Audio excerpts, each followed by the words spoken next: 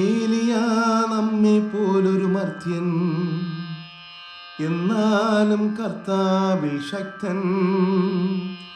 സ്വർഗം അടയ്ക്കാൻ മഴയകറ്റാൻ മനമുരുകുമ പ്രാർത്ഥനയ്ക്കായി.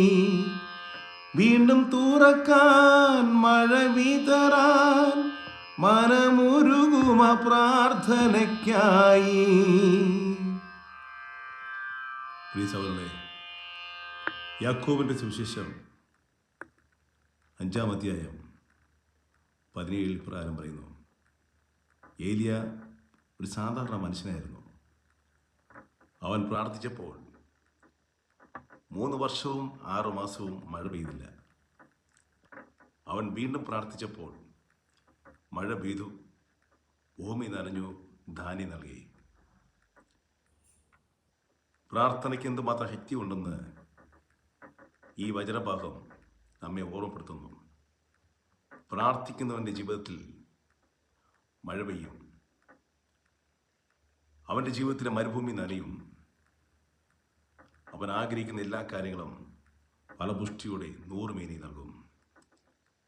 അവൻ്റെ ആഗ്രഹങ്ങൾക്കോ അവൻ്റെ ഇഷ്ടങ്ങൾക്കോ എതിരായി ഒന്നും ഉണ്ടാവുകയില്ല.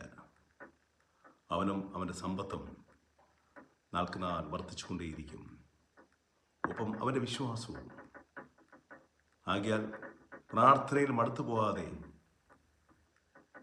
നിരന്തരം പ്രാർത്ഥനയിലായിരിക്കുവാൻ നമുക്ക് സാധിക്കട്ടെ എന്ന് നമുക്ക് ഈ നിമിഷം പ്രാർത്ഥിക്കാം.